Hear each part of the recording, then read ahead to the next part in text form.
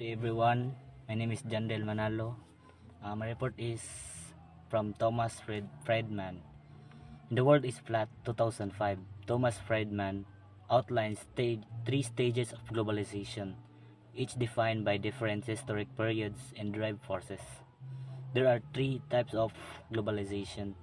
Globalization 1.0 in 1492 to 1800s. This period is characterized by the era of mercantilism and colonialism. The world is this time way significantly larger in the terms of connectivity, but it is a chunk of more medium-sized world.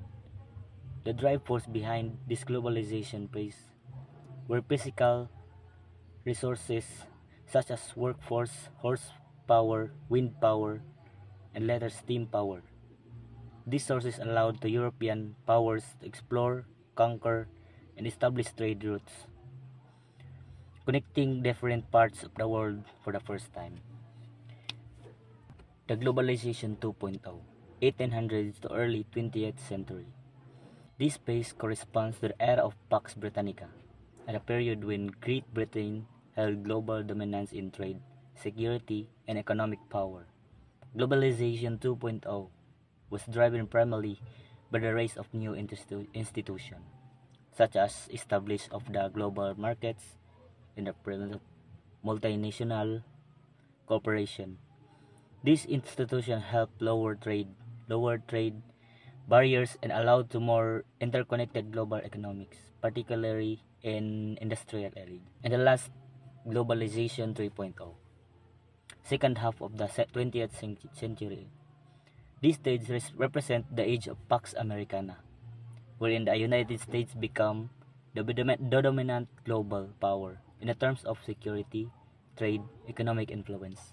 During this phase, technological advancement, particularly in the communications and transportation, drastically flattered the world, enabling people, ideas, and goods to connect in ways never seen before. The rise of the information age, the spread of technology, and the integration of global supply chains were key drivers of the pace is globalization. So that ends of my report. Thank you. Na natin ginagamit na hard power, karon na po tayo ginagamit na soft power. So, soft power, ano sa soft power? According to term coined by Joseph Ney in 2004, ginagamit niya is attraction as a method to establish cooperation. So, attraction iyang gigamit to make or to have established cooperation sa laing nasod or more on positive na ginainganyo nimo ang mga tagalaing nasod para maki-cooperate or by making them attractive sa imuhang country or sa imuha na walay ginagamit na kabutalan or unsaman. So more like ginapasa na all nimo sila sa imuhang country or sa imong nasod. So ana siya, form of power that arise from the attractiveness of a country is culture, political ideas, and policy. So kung nindot ka imong culture dira o mga palisiya sa inyong nasod, like ma-attract nimo ang mga tao. Kay ang kuan sa mga tao karon is ang ilahang ginatan-aw is kung naabay nindot na palisiya or nindot ba ang mga political ideals sa ing-ani na country. Kay di na sila makatan-aw kung worth it ba ipuyo dara or investan dara nga country. Now, ay naputsin niya na soft power, it will be a mistake if a country does not use this as a part of its national strategy. Like, magunaon na ka, unsaan kaya na ko pagka-attract ang katong mga foreign investors? Labay skills para mo invest sa ato ang country or sa imuhang country or mag-work or magkanang puyo ani nga country.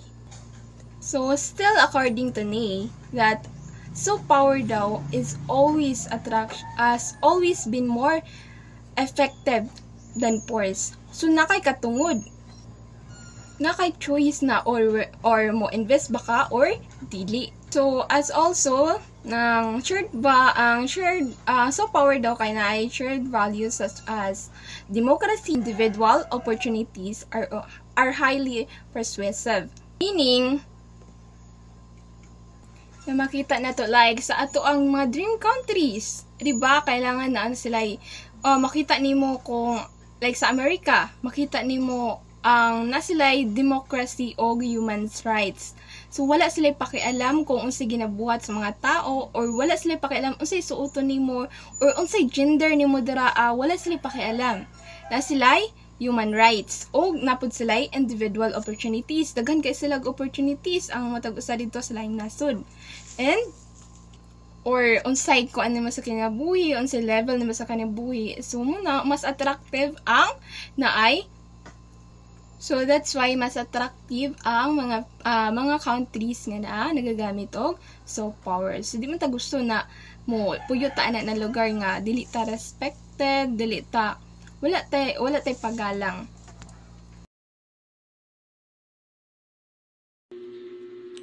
Good morning, everyone. Good morning, ma'am. My name is Hazel May Albay, and I will be reporting the multinational corporation. The multinational means the company operates in multiple countries. When we say operates in multiple countries, as they sell their product not just in one nation, but ginabaliya po siya in other countries. The corporation is a large, organized business with lots of employees and resources. The multinational corporation, or MNCs, play a substantial role in a global economy and enjoy a multitude of privilege, such as unquestionable access to vast amount of wealth. They drew from their income theoretical immortality to a certain extent and ability to pit themselves against one another. So the MNCs or multinational corporation indeed a powerful entities na may malaking impluensya sa global economy. The vast resources, global reach, and conflicts offers grand or unique advantages. When we say advantages, is the multinational corporation is it make lots of money. For example, are the Coca-Cola. The Coca-Cola is a multinational beverage or isang uri ng inumin. It has operates more than 200 countries where 100,000 people are employees. Yes, indeed, there are 195 countries. However, the Coca-Cola company operates more than 200 countries or 200 markets. Di lang sa isa ka nation is isa ang factory nga ga-produce ng product. Malaki ang kinikita ng multinational corporation or MNCs din nagpapatako sila sa buong mundo. Imagine, unsa kadako ang ilang kita sa pag-produce sa pagbaligaan nga product, diba? So the global city are the major urban center as a power interconnected hub that influence the global economy. So the global city serve as hub for production, finance, and telecommunication. So production is a complex process that involve the creation of goods and services. For example, for production are the manufacturing. The factory of Shanghai, they might produce iPhones for the people around the world. For finance is our factory to a large concentration are home to a large concentration of banks, investment firms, and insurance company, and other financial institution. The finance is this focuses on how companies manage their finances, including raising capital, making investment decision, and managing risk. So, for example, ang Wall Street, New York City, is a global financial center where deals worth billions are made every day. The telecommunication. Internet meet and share information, making it possible for us to communicate with other people around the world. Across the globe. So, for example, sa telecommunication are the technology. For example, ang the smartphones, cell phones, radio, and many more. So, SAS in 2005 outlined the different characteristics of globality that maintain its link to globalization. Some of the obvious characteristics of global city are: number one, the cultural diversity of the people. So, when we say cultural diversity is kanang pinagsama ang mga different countries sa isa ka lugar. Ganun. Kaning, no? Cultural diversity attract people from all over the world, bringing with them different language, religion, and custom and ways of life. And this creates a vibrant and dynamic cultural landscape. So, the New York City, isa na siya sa example sa mga lugar nga pinagsama. In New York City, you'll find their Little Italy, Chinatown, Koreatown, and many more representing the city of global reach. Number two is existence of the center of economy. So it refers on finance hub. So there are advantages and disadvantages. So the advantage is attracting skilled workers, connecting business and investor worldwide, collaboration, knowledge sharing, and emergence of new ideas. While the disadvantage is the high cost of living. Due to the high commands of housing, transportation, this can be challenging sa mga people na gamay lang ang income. Number 3 are the geographic dispersal. So, kani siya isang produkto nga ginawa sa ibang bansa. Pagkatapos ay binuo sa ibang bansa at ibenta sa buong mundo. So, for example, are the smartphone. So, maaaring ang screen ginawa maaring ang screen na ginawa sa Korea. Ang pagproseso naman sa Taiwan, ang kamera sa Japan, at ang pag-assemble naman sa China. Pag humanog assemble kay gibenenta siya sa buong mundo. So, sa ganitong paraan manggod, this can create job and economic growth and developing countries. Number 4, global reach performance. Means a city has a big impact on the world, not just its own country. Financial powerhouse. They attract money and investment from all over the world, like Wall Street, New York. Business and innovation hub. Attract business and startup, driving new ideas and technologies, like Tokyo. Global transportation center. They connect people and goods worldwide, like Singapore Airport. And lastly, the global cultural powerhouse. They attract artists, musicians, and students from around the world, like Seoul K-pop influence. Thank you. Good day, my name is Nick Enriquez, and according to 2018 Global Cities Index, ang New York daw is highest ranking in terms of the general criteria like business activities, human capital, information exchange, and cultural experience, and also political exchange. Muna siya ang naka highest sa New York City, and it was followed by London, Paris, Tokyo, and Hong Kong. Ug kani siya ang mga siyudad na mga considered as global leaders. And now global cities drive market globalization for fostering diverse yet interconnected cultural, economic powerhouse, leading industries, and religion hub. Hello, ma'am. I am Pers Benedict Maquinano, and this is the next topic is all about Section 2, Global Demography. According to Friedman 2005, change is inevitable because of the flattening of the world. As he traveled across the world, he talked to people of different nationalities, ethnicities, and classes.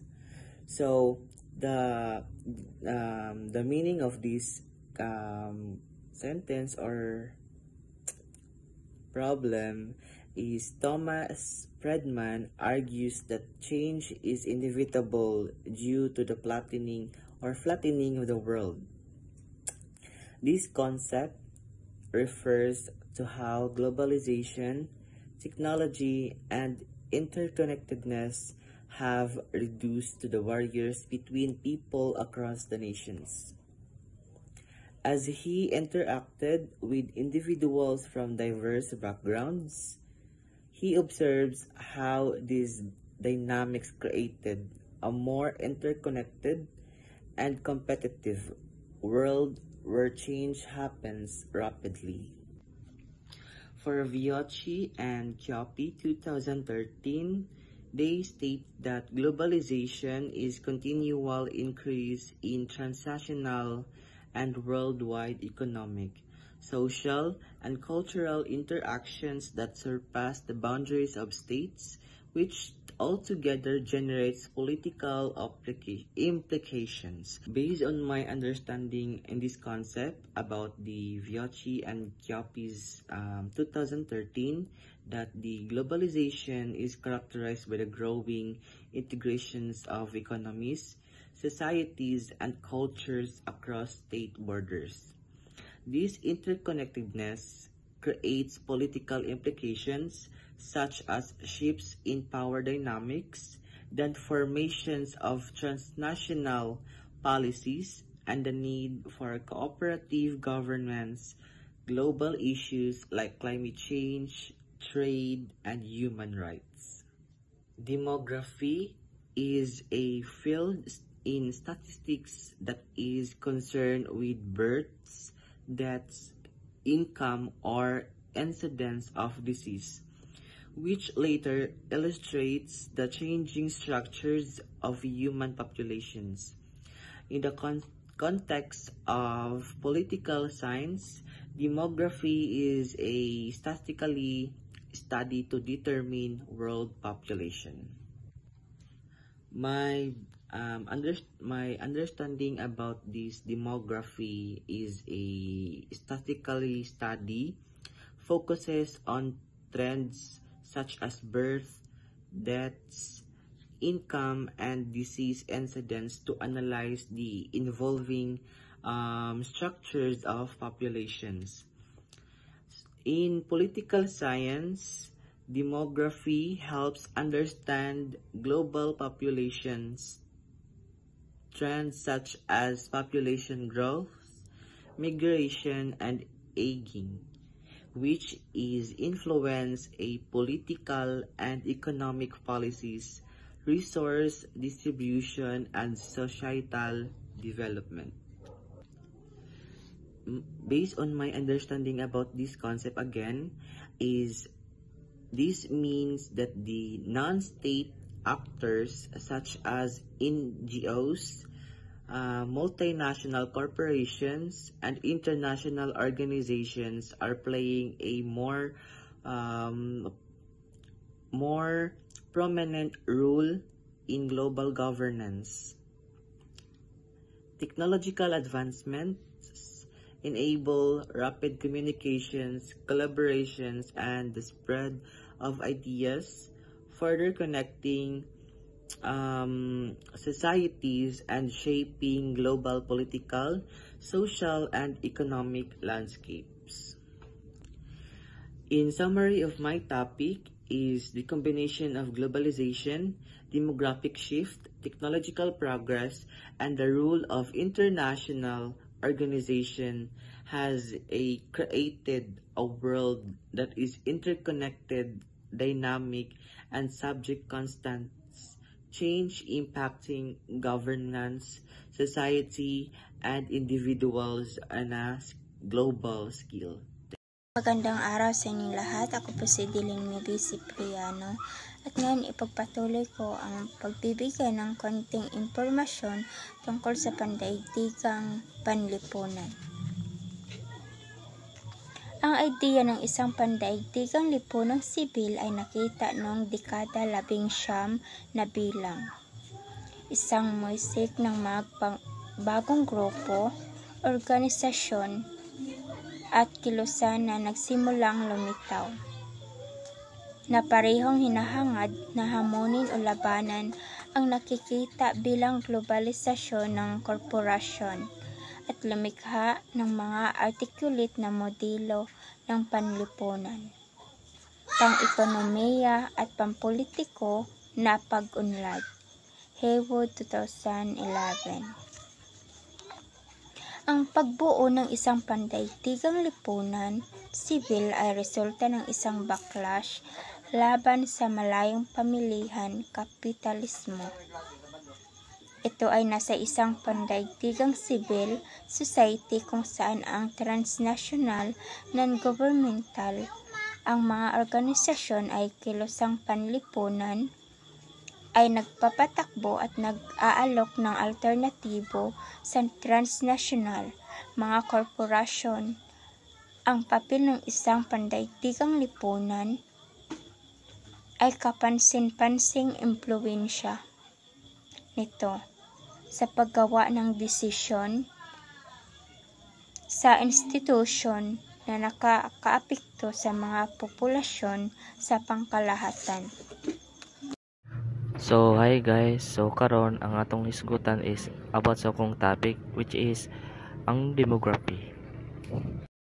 According to Ronald Lee 2003, demography is currently in transition. The mortality rate decline followed by fertility, causing population growth rates to accelerate and then to slow down again.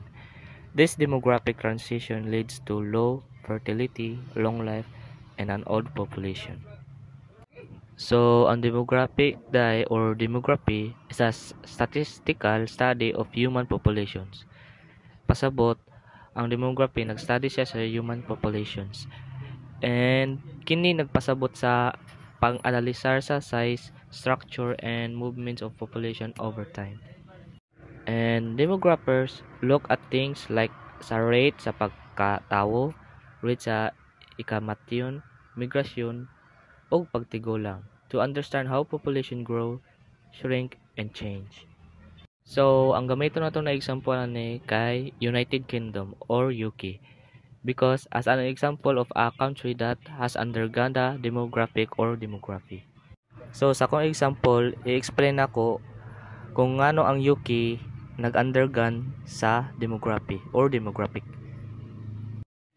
First, UK. Ang UK kay naay high birth and death rates. Before the 18th century, ang UK usa ka pre-industrial na society nga naay taas nga rate sa birth and death rates. Ang mahinungdan, daot nga sanitation, limitado nga pag-access sa panglawas or limited access to healthcare ug kanunay nga pagbuak sa mga sakit sama sa Black Death na nagpadayon sa taas nga rates sa kamatayon. So, ang Black Death guys, isa na siya ka pandemic of bubonic plague that swept through Europe and Asia. Ang mga cause ani kay the Black Death was by the bacterium Yersinia pestis. So, ang mga symptoms po dani guys, fever, chills, swollen lymph nodes, and sometimes bleeding under the skin. So, kaning Black Death isa ka dahilan ngano ang UK na ay taas na death rates. Ikaduha, ang UK na ay declining death rates, which means nibaba. So, 18th and 19th centuries, ang Industrial Revolution nagdala og importante nga improvements in public health, sanitation, and medical care. So, sa 18th and 19th centuries, ang UK nibaba na ilang death rates. So, ang hinungdan ani bantong nibaba ilang death rates kay better hygiene practice, advancement in medicine, and improved nutrition lead to a significant decline in death rates, especially among infants and children. So, ang ikatulo, ang UK na ay falling birth rates, which means late 19th and 20th centuries as the UK nahimong mas industrialized and urbanized, birth rates began to decline. Ang mga hinungdan nagdungag na pag-access sa edukasyon for women, urbanization, and nagbago nga mga social attitudes towards family size contributed to lower fertility rates. So, ang ikaupat, ang last, ang UK in 21st century na sila low birth and death rates. Ang UK has reached a stage of low birth and death rates or rate sa pagkatawo o kamatyon. Ang mga hinungdan ani kay continued improvements in healthcare, increased life expectancy o nagbago nga mga social norms have led to a stable or even declining or pagbaba sa population. So, ang UK yun guys, isa yun siya sa example sa demographic or demography. Kay nagbaba o nagtaas iyang death rates o birth. Gikan sa 18th century hangtod 21st century. So, the global demographic transition nagsugod siya in 19th century. Europe was marked by declining mortality rates due to medical advancement and improved nutrition. This trend spread to other regions, influenced by factors like colonialism, wars, and migration. The transition involved a shift from high birth and death rates to low rates, reshaping global population dynamics. So overall, ang demographic ra gyud nag-study siya sa human population ug nagbase sila sa pagtaas, pagbaba sa mga death rates o birth rates. Thank you. The world is bigger than what people know about it, but is smaller than how they perceive it. There's a lot of issue in crisis along the road of globalization. The economic bubble is some parts of the world, wars in different states of every region that exists of transnational crime, climate change, and migration are some of the trend global demography. Number 1. Economic crisis. Some parts of the world economic problem like financial bubble eventually burst, causing widespread instability. For example, the 2008 crisis hurt many countries, showing how connected economics are. Number 2, war and conflict. War and conflict are happening in different parts of the world. For example, ongoing war in Syria has not affected the country but also caused problems in nearby regions like refugee crisis. Number 3, transnational crime. Globalization has made it easier for criminals to operate across borders. Problems like drug trafficking and human trafficking affect many countries. As well-known example is the drug cartel in Latin America and impact the USA and other nations. Number 4, climate change. Climate change is a global issue affecting everyone. Rising temperature, natural disaster, and pollution are problems that many countries face. The 2019 and 2020 Australia wildfire are examples of how climate change has global impact. Number 5, migration. Migration is increasing people move for better jobs and safety or to escape disaster. This has led to both opportunities and challenges for countries. The refugee crisis in Europe, especially with people fleeing wars in the Middle East, is one example. Thank you. Good afternoon, everyone. Good afternoon, ma'am. This is my report.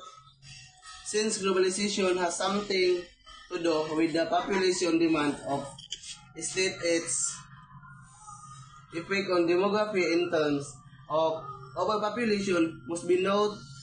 Aside from increasing birth rate, exercise, movements of people from one place to another are also a factor in overpopulation. International migration is becoming more tremendous. Population is part of human demography, and since the world is shrinking, this condition develops a concept of a globalized world wherein a state population transcends into global population. Into the Philippine context, overpopulation did not manifest. Ang pasabot naman na guys is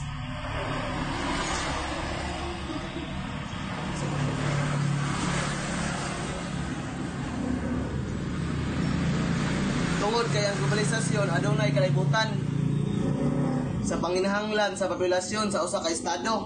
Ang epekto niini sa demografiya sa termino sa sobrang populasyon kinahanglan sa matikdan gawa sa pagtaas sa gidaghanon sa pagpanganak ang sobrang nga paglihok sa mga tawo gikan sa usa ka lugar ngadto sa lain usab-usab kay kinahanglan sa sobrang populasyon.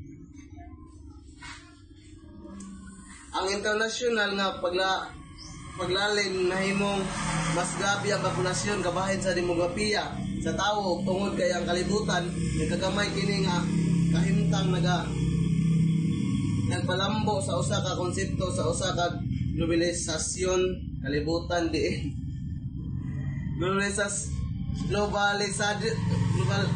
globalisadong kalibutan diin ang usa ka populasyon sa estado milabaw sa global nga populasyon sa konteksto sa Pilipinas makita ang sobrang populasyon.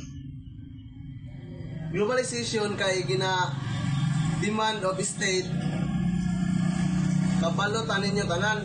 Ang globalization kay gina population demand of a state naka-apekto naka demography kay na overpopulation tamas nidaghan ang tao ang kalailahi ang ilahang movements o lihok